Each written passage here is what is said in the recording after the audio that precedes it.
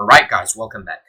In our previous session, we thoroughly covered static arrays, be it 1D or 2D array.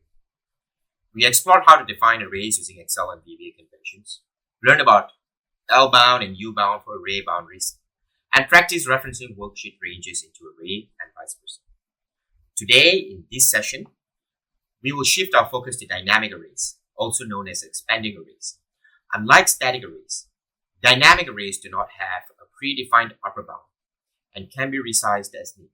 We will delve into two crucial concepts, redeem and redeem preserve, which allow us to dynamically adjust array sizes during runtime. But we will also learn the setback and the limitation of these two functionality of redeem and redeem preserve. Additionally, we will also discuss a clever workaround to potentially eliminate the necessity of using arrays altogether in VBA. Let's dive right in and explore these concepts to enhance our understanding of array manipulation in VBA. Okay, right. So I have a module set up already. Okay, so this is an entirely fresh workbook. And what I'm going to do is we're going to write a procedure. Okay, we're just going to name this sub dynamic arrays. Okay, so what I'm going to do is I'm going to just define an array. So we're accounting for a dynamic array. Remember that, okay? So in the case of a dynamic array, we don't set the size here, right? If you remember, in the case of a static array, right, we could do something like we have to do something like that, right? But in the case of a dynamic array, we don't do that, okay? What we're going to do is we're going to set our upper bound down the line, right? So I'm going to have two upper bounds, which means the size of the upper boundary of the array is going to change. So I'm going to call the first boundary as first upper bound and the second upper bound as simply second upper bound. Okay, so beginning, we're just declaring the variable, nothing serious, right? So the first upper bound, I'm going to set the value as 3. Okay, and then I've already deemed my array, right? We don't set the size here. Now, the way we approach dynamic arrays is first you set your array as variant, and then we use the keyword redeem. Okay, we're going to use redeem, and then what we're going to do is we're going to set our size, and we don't know what the size is, right? That's the whole idea of a dynamic array. We don't know what the size is. The size could change down the line, so we're going to set the upper boundary as a variable, and this variable is just the first upper bound, which we have declared as 3, right? So and we're just going to call this variant. Okay, so it's a variant type. So I'm going to just put in some values, right? Just going to put 2, and then R2 is just going to be 4, and then R3, right? The elements, I'm just populating elements of the array into our dynamic array. So this is a dynamic 1D array. 1D array. Okay? So now I've written my code, and somewhere down the line, I decided, you know what? I need to add another entry to the code. How am I going to do it? So I'm just going to say second upper bound. I have a typo here, so I'm just going to fix that. All right. Second upper bound is going to be 4. I'm going to add another value. Okay. So how are we going to add another value and at the same time retain all the values that have been added? So you might tell me, well, we could just redeem R1 to second upper bound. Okay, so you might just say, okay, well, we already have 1 to 3. Now we're going to redefine the upper boundary, and then I'm just going to add R4 as maybe just 8, right? So I'm going to say, let's run the code and let's see what happens. Okay, let's just test this. All right, and the locals window, have the locals window ready. Remember, that's our best friend. I'm just going to run the code. Okay, So run the code. We have the arrays and all is constituent in the locals window. So let's just expand this and let's have a look. As you can see, array 1 is empty, array 2 is empty. The value of array 3, which means the individual elements 1, 2, 3, they are all empty. And R4 has the value 8 in it. What has happened actually? Well, I'll tell you what actually happened. When we use the word reading to redefine the upper boundary, what happens is that all the previous value that was defined actually gets deleted. Okay, all the value is actually deleted and the array is restored to its originality. Okay, or in its original form.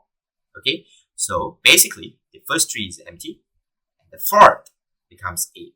So what the redeem does is that it actually resets the array. It resets the array. Okay, so we can't use redeem array. Okay, so this is why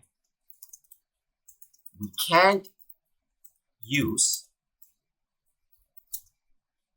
redeem to redefine the size. Okay, we're only going to use redeem the first time. Okay, we're going to use redeem the first time, but when we are resetting the size, what we have to do is actually we have to use redeem preserve. Okay, we're going to use redeem preserve.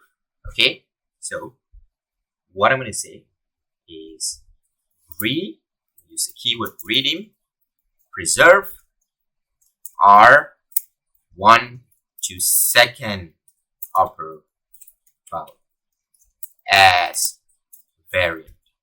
Okay, and then I'm just going to add the fourth element, which was 8. Now let's run the code. Let's run the code to see if it works. Okay, all right, I'm going to expand it. Look at that. We have 2, 4, 6, and 8.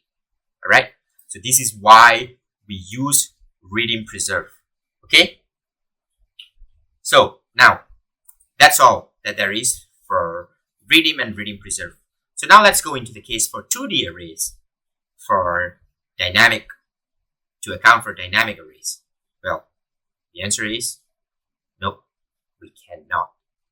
And that's the reason why I say redeem and the redeem preserve. Okay, the redeem and redeem preserve are actually one single concept, although you have 2 terminologies. But the redeem preserve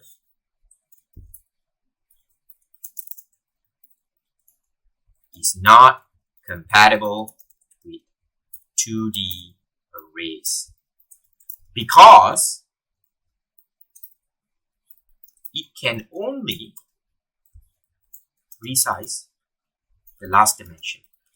Okay, so basically you don't have to go into the specifics and the science behind it, but what I'm saying here is that redeem preserve, it does not work with 2-dimensional arrays. So that's why in the event if you have 2-dimensional arrays, what you should try to do is try to make your array 1-dimensional, right? Try to make your array 1-dimensional. Okay, you have to remember that VBA has so many ways of solving problems because of its integration and compatibility with the Excel. There's a lot of ways to get around. Okay, so remember when I told you that I'm going to teach you a cool trick to potentially eliminate the use of arrays entirely. And what's the trick? The trick lies in the worksheet. So if I go to the worksheet and I go to the properties, under visible, I have the ability to select my sheet as very hidden. Okay, so what does very hidden do?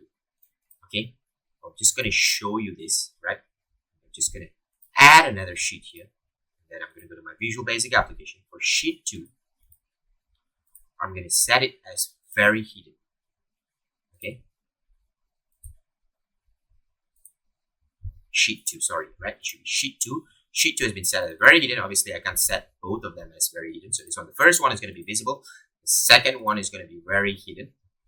And what I do is, as you could see, when my sheet is very hidden, there is no way for the average Excel users to be able to access this sheet. This second sheet that was hidden, right? If I right click, I'm not even able to unhide it.